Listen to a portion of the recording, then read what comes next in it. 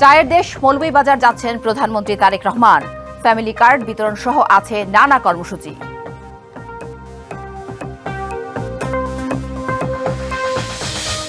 BSF এর push in ঠেকাতে সীমান্তে কঠোর নজরদারিতে বিজিবি। কুড়িগ্রামে শূন্যরেখায় মানবেতর জীবন কাটাচ্ছে নারী শিশু সহ 9 জন।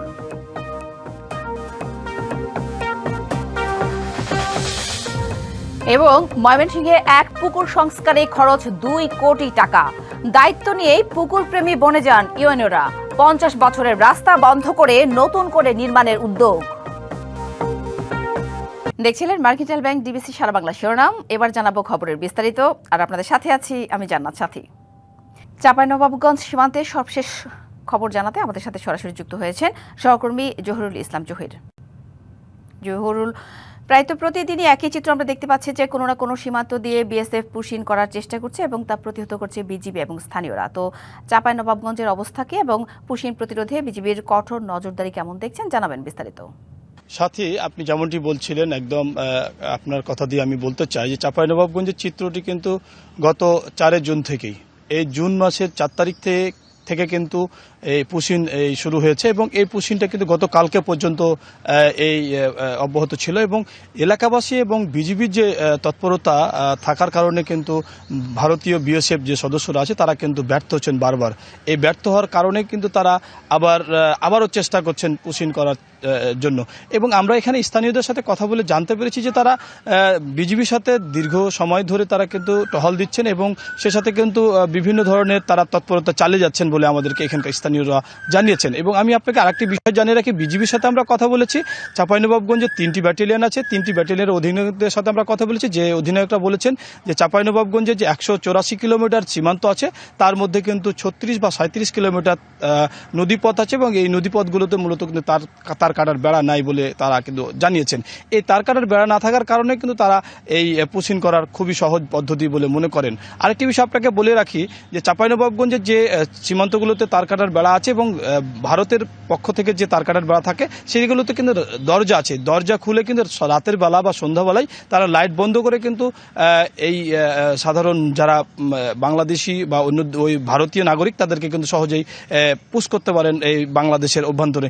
এই চাঁপাইনবাবগঞ্জে গতকালকের যে বিষয়টি আমি বলতে চাই যে চাঁপাইনবাবগঞ্জের যে গতকালকে যে নারী একজন আসছিলেন তাকে কিন্তু এখন পর্যন্ত কোনো ধরনের তাদের ফলো আপ আমাদেরকে এখন পর্যন্ত বিজিবি দেয়নি এবং এই বিজিবি ফলো আপ না দেওয়ার কারণে আমরা এখন পর্যন্ত সে ওপারে গেছেন না বাংলাদেশে আছেন এখন পর্যন্ত আমরা জানতে পারিনি। সর্বশেষ তথ্য ছিল সাথী আমার কাছে।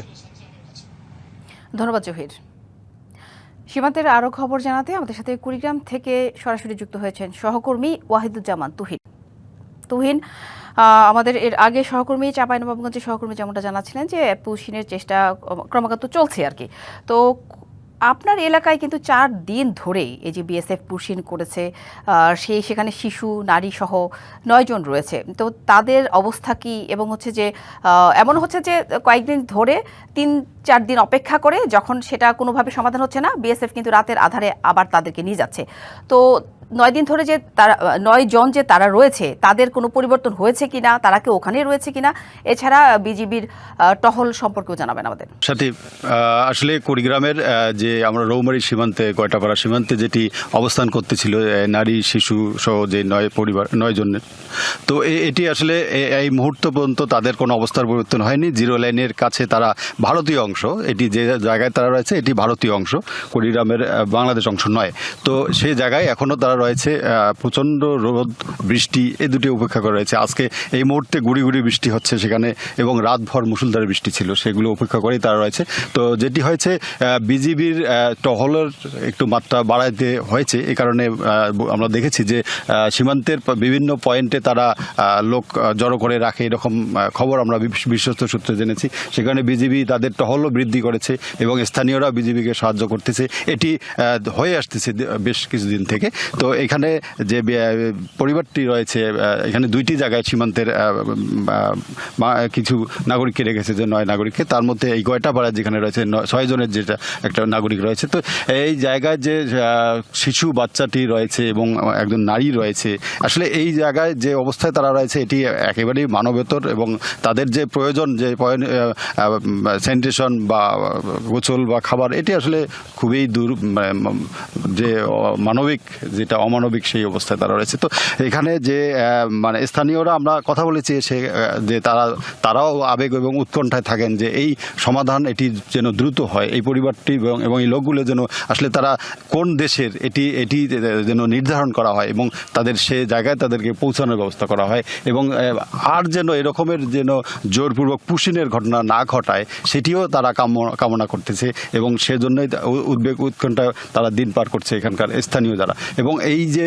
জায়গার যেটি পুশিন করেছে, আমরা দেখেছি যে বিএসএফ আসলে কিছু কিছু দুর্গম এলাকাকে বেছে নেয় তারা পুশিন করার জন্য, সেই জায়গার এটিও দুর্গম জায়গায় এই গয়টাপাড়া এই জায়গাটিকে, এবং যেটি সহজে লোকেট করতে পারে না এরকমের জায়গা তারা বেছে নেয়। তো আমরা দেখেছি যে সে তুলনায় বিজিবি তারাও কঠোর তৎপরতা রেখেছে, তারা তাদের যে টহল, সেই টহলের মাধ্যমে তারা তাদের প্রতিটি পুশিনের যে চেষ্টা সেটি প্রতিহত করার জন্য তারা সার্বক্ষণিক। তারপরও যেটি হয়, যেটি আসলে যেটি পুশিনের ঘটনা, যেটি আর এই মুহূর্তে কুড়িগ্রামের কোনো সীমান্তে আমরা দেখিনি। তো সাথে যেটি সীমান্তের মানুষজন তারা আশঙ্কা করতেছিল যে আসলে যে বিজিবির যে টহল তৎপরতা, এটি হয়তো আরও ভবিষ্যতে আরও বৃদ্ধি করা না হলে এই ঘটনা পুনরাবৃত্তি হতেও পারে, সেটাও তারা স্থানীয় মানুষজন আশঙ্কা করতেছে। তবে বিজিবির বিভিন্ন সূত্রে আমরা যেটা জেনেছি যে তাদের যে টহল, সেটির যে নিয়মিত টহল, এর পাশাপাশি তারা বাড়তি টহলের ব্যবস্থা করেছে এবং বাড়তি সদস্য তারা সেখানে রিক্রুট করে এরকমের ঘটনা যেন প্রতিহত করতে পারে সে ব্যবস্থা করে রেখেছে। তো সাথেই কুড়িগ্রামের পুশিন সম্পর্কে আজকে এই মুহূর্তে ছিল আমার কাছে। ধন্যবাদ তুহিন। সাভারে সরকারি অর্থায়নের রাস্তা ও ড্রেনের কাজ হলেও এলাকাবাসীর কাছ থেকে উঠানো হয়েছে প্রায় 10 লাখ টাকা। অভিযোগ রয়েছে মসজিদের মাইকে ঘোষণা দিয়ে এলাকাবাসীকে একত্রিত করে নেওয়া হয় টাকা। এদিকে অভিযুক্তরা টাকা সংগ্রহের কথা স্বীকার করলেও তাদের দাবি পৌরসভা ও উপজেলা কর্মকর্তাদের কথায় টাকা সংগ্রহ করেছেন তারা। বিষয়টি তদন্ত করে ব্যবস্থা নেওয়ার আশ্বাস উপজেলা প্রশাসনের। সাভার পৌরসভার 1 নম্বর ওয়ার্ডের জয়পাড়া এলাকা 2025 সালের ডিসেম্বরে পৌরসভা থেকে 800 মিটার রাস্তা সংস্কারের উদ্যোগ নেওয়া হয়, কিন্তু রাস্তার সাথে ড্রেন না থাকায় বাধে বিপত্তি। এমন অবস্থায় মসজিদের মাইকে ঘোষণা দিয়ে এলাকাবাসীর কাছ থেকে তোলা হয় চাঁদা, যা সংগ্রহ করেন স্থানীয় জসিমউদ্দিন, প্রিন্স হাসান সহ বেশ কয়েকজন বাড়ির মালিক। তবে চাঁদা নেওয়ার 6 মাস পর জানা যায় বিশ্বব্যাংকের প্রকল্পের আওতায় সড়কের কাজটি ড্রেন সহ অর্থায়ন করা হচ্ছে সরকারিভাবে। এতে ক্ষুব্ধ হয়ে ওঠেন স্থানীয়রা। রাস্তার ড্রেন হবে, এটা নিজস্ব কিছু খরচ লাগবে, এই জন্য আমার কাছে নিচ্ছে। 30,000 চাইছে, 20,000 দিছি, আর বলছে যে হওয়ার পরে বাকি 10,000। জানতাম না যে সরকারি ভাবে হয়েছে, এটা কিন্তু আমরা জানতাম যে এলাকার লোকজন সবাই মিলে এটা আনতেছে। আর আমরা আদৌ জানি না যে সরকারের এই রাস্তা পাস হয়েছে, এনে কি ড্রেন সহই পাস হয়েছে না ড্রেন ছাড়া পাস হয়েছে। তবে এই টাকা সংগ্রহের দায়িত্বে থাকা অভিযুক্তরা বলছেন ভিন্ন কথা। সড়কের সাথে ড্রেন করা হবে না এমন তথ্য পেয়ে তারা যোগাযোগ করেন তৎকালীন পৌর প্রশাসক ও ইউএনও আবু বকরের সাথে। সেখানে বাজেটের স্বল্পতার কথা জানতে পেরে নিজ উদ্যোগে ড্রেন নির্মাণের জন্য সংগ্রহ করা 10 লাখ টাকা তুলে দেন এক পৌর কর্মকর্তার কাছে। ইউএনও স্যার বলে যে দেখেন, আমাদের পৌরসভায় ওই ধরনের কোনো বাজেট নাই, আমরা ড্রেনটা যদি আমাদের নিজেদের অর্থায়নে করি সেক্ষেত্রে কি স্যার আমাদের একটু সহযোগিতা আপনি করবেন? ওয়েলকাম ওয়েলকাম সে বলছে আবু বকর স্যার। আনুমানিক 10 লাখ টাকার মতো উঠছে।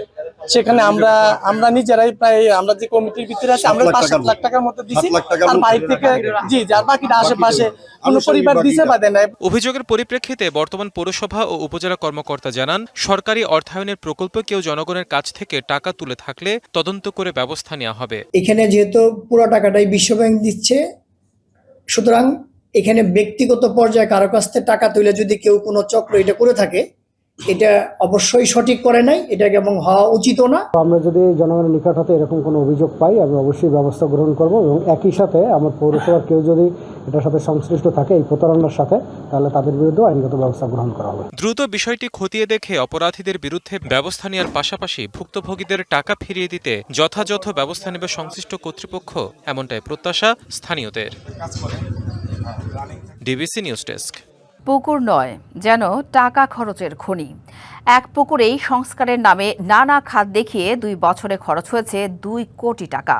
পুকুর নিয়ে এমন পুকুর চুরির অভিযোগ ময়মনসিংহের ত্রিশাল উপজেলার নির্বাহী কর্মকর্তার বিরুদ্ধে। এবার 5 দশকের পুরনো একটি রাস্তা বন্ধ করে পাশেই বিকল্প রাস্তা নির্মাণের প্রকল্প নিয়েছেন নতুন ইউএনও। ত্রিশাল উপজেলা পরিষদের পুকুর এটি। ভাবা যায় এই পুকুরের সৌন্দর্য বর্ধনে ব্যয় হয়েছে 2 কোটি টাকা। দায়িত্ব নিয়েই ইউনোরা নিজের মতো করে এই পুকুরে প্রকল্পের মাধ্যমে অর্থ বরাদ্দ দেন।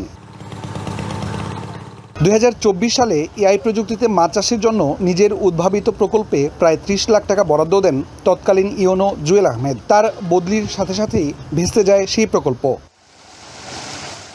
এর আগে কয়েকজন ইউনো তাদের মেয়াদে খরচ করেছেন কোটি টাকার বেশি। 2024-25 অর্থবছরে পুকুরের সৌন্দর্য বর্ধনের নামে পার্কিং টাইলস স্থাপনে খরচ হয় প্রায় 6.5 লাখ টাকা। 2025-26 অর্থবছরে আলোকসজ্জার জন্য প্রায় 42,000 এবং একই অর্থবছরে উন্নয়নের নামে প্রায় 12.5 লাখ টাকা বরাদ্দ দেওয়া হয় এই পুকুর ঘিরে। এছাড়া গাইডওয়াল নির্মাণ, খনন সহ নানা প্রকল্পে খরচ হয়েছে মোটা অঙ্কের অর্থ। এলাকাবাসীর অভিযোগ, নতুন ইউনো যোগ দিলেই পুকুরকে কেন্দ্র করে নেওয়া হয় নতুন নতুন প্রকল্প। এই পুকুরে প্রজেক্ট আছে, প্রতি বছরে 2-4-10 প্রজেক্ট থাকবে। আগে যখন পাবলিক আসতো, অজু করতো, আত্মা দিত, ফোলা পানি সাঁতার কাটতো, গোসল করতো, অনেকগুলো সব থকিত। সারা বছর এখানে এই পুকুরে কোনো না কোনো কাজ চলতেই থাকে। এটার শেষ কবে হবে এটা আসলে সরকার জানে। ইউনোর বাসভবনের পার্শ্ববর্তী এই সড়কটির বয়স 50 বছরের বেশি। বর্তমান ইউনো এসেই রাস্তাটি বন্ধ করে দেন। উদ্যোগ নেন পুকুর ভরাট করে নতুন রাস্তা তৈরির। সরকারি পৌরসভা অর্থ কেন অপচয় করে, এটা আমার প্রশ্ন আপনাদের কাছে। পুরো টেস্ট আমরা এখন শুনতেছি বন্ধ হয়ে যাবে। কি জন্য বন্ধ হয়ে যাবে এটা সত্যিকার আসলে আমরা এলাকাবাসী এখনো বুঝে উঠতে পারি নাই। ইউনোর দাবি, উপজেলা পরিষদ ও বাসভবনের নিরাপত্তার বিবেচনায় এই রাস্তার উদ্যোগ। পুকুরের পশ্চিম পাড় দিয়ে এই রাস্তার সাথে কানেক্ট করে দিবে। জনগণের চলাচল করার প্রয়োজন রয়েছে। ছোট গাড়ি ঘোড়া আবাসিক এলাকার মধ্যে দিয়ে যা চলা দরকার, তারা তাকে এই পাশে যেই প্রস্থের রাস্তা ছিল আমরা সমপ্রস্থের একটা রাস্তা ওপাশে করে দিই। এক পুকুর ঘিরে হরিলুট বন্ধ করে 50 বছর আগের রাস্তা খুলে দেওয়ার দাবি স্থানীয়দের। ইমরান হাসান রাব্বি, ডিবিসি নিউজ, ময়মনসিংহ। অবশেষে সনাতন পদ্ধতিতে সিলেট ও সুনামগঞ্জের বন্ধ থাকা পাথর কোয়ারি চালুর উদ্যোগ নিয়েছে সরকার। পরিবেশগত প্রভাব যাচাইয়ে গঠন করা হয়েছে উচ্চ পর্যায়ের কমিটি। জরিপ শেষে সীমিত আকারে কোয়ারি চালুর সিদ্ধান্ত হবে। সরকার বলছে এতে পরিবেশ সুরক্ষার পাশাপাশি বাড়বে কর্মসংস্থান। তবে বৈজ্ঞানিক বিশ্লেষণের মাধ্যমে পাথর তোলায় সরকারের সুস্পষ্ট নীতিমালা চান বিশেষজ্ঞরা। আবারও সিলেট ও সুনামগঞ্জে পাথর মহাল খোলার উদ্যোগ নিয়েছে সরকার। গঠন করা হয়েছে উচ্চ পর্যায়ের কমিটি। দেশে গেজেটভুক্ত পাথর, সিলিকা বালু, নুড়ি পাথর ও সাদামাটি মহালের সংখ্যা 51টি। এর মধ্যে 17টির ইজারা স্থগিত রাখে বিগত অন্তর্বর্তীকালীন সরকার। তবে বর্তমান সরকার নতুন করে জরিপের সিদ্ধান্ত নিয়েছে। জরিপের পর পরিবেশ বাঁচিয়ে পাথর মহাল খোলার বিষয়ে আসবে চূড়ান্ত ঘোষণা। সীমিত আকারে পাথর উত্তোলনের পরিবেশগত প্রভাব যাচাইয়ে সমন্বিত জরিপ চালানোর কথা জানান স্বরাষ্ট্রমন্ত্রী। এই সমস্ত বিষয় বিবেচনা রেখে আমরা একটা এই পাথর সংক্রান্ত পাথর আহরণ এবং কিছু নীতিগত সিদ্ধান্ত নেওয়ার বিষয়ে বসছিলাম। আশা করি আমরা সমস্ত রিপোর্টগুলো পাবো লাস্ট অফ দিস মান্থ। তারপরে জুনের ফার্স্ট উইকে আমরা আবার বসবো। সনাতন পদ্ধতিতে পাথর উত্তোলনে আপত্তি না থাকলেও অনুমতি মিললে ব্যাপক লুটতরাজের শঙ্কা পরিবেশবাদীদের। সরকার পাথর কোয়ারি খুলে দিচ্ছে সনাতন পদ্ধতিতে উত্তোলনের জন্য। তার মানে সরকারকে এটা নিশ্চিত করতে হবে যে সেই পদ্ধতি অনুসারে পাথর উত্তোলন করা হচ্ছে কিনা। আর বিষয়টা যদি এমন হয় যে আমাদের চোখ ধুলো দেওয়ার জন্য যদি সেই ধরনের ইচ্ছা মনের মধ্যে থাকে তাহলে তো সেটাই হবে আদতে। নির্দিষ্ট স্তরের নিচ থেকে পাথর উত্তোলন করা হলে ভূমিধস সহ ঝুঁকি বাড়তে পারে, তাই বৈজ্ঞানিক বিশ্লেষণের মাধ্যমে সরকারের সুস্পষ্ট নীতিমালা নির্ধারণ জরুরি বলছেন বিশেষজ্ঞরা।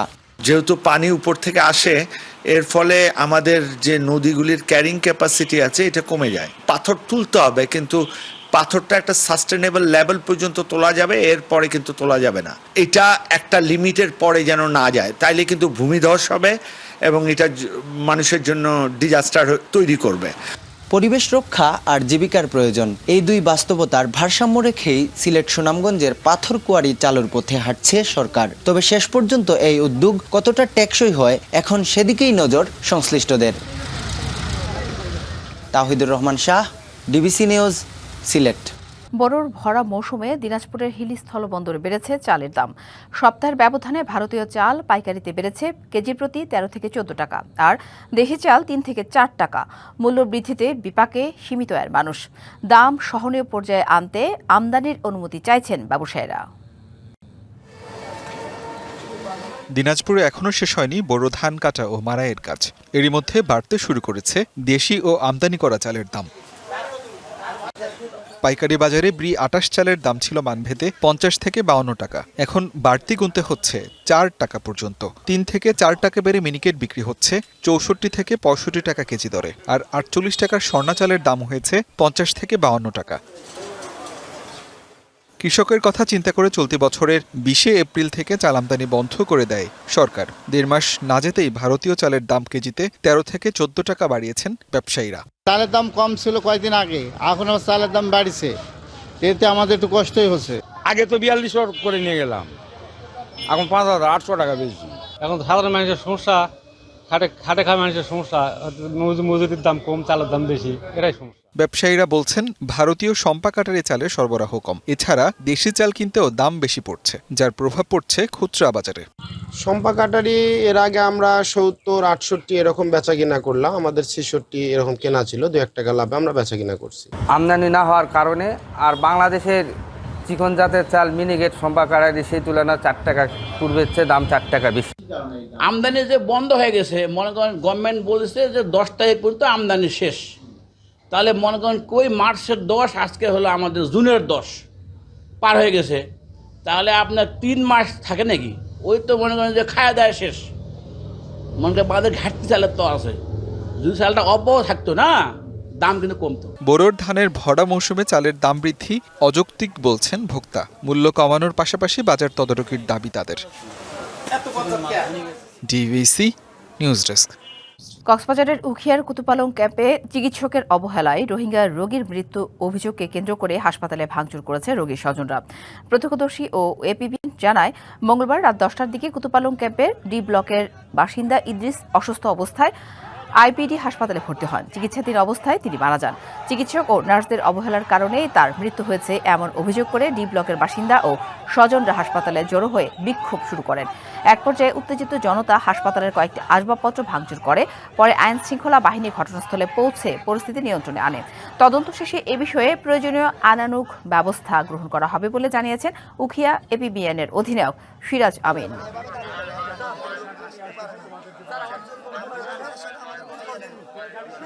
বর্ষা এলেই দেশের সীমান্ত উপজেলার টেকনাফে শুরু হয় জলাবদ্ধতা। তবে এবার প্রধানমন্ত্রীর বিশেষ কর্মসূচির আওতায় পৌর এলাকার কায়ুকখালী সহ পুরো উপজেলায় চিহ্নিত করা হয়েছে গুরুত্বপূর্ণ 40টি মৃতপ্রায় খাল।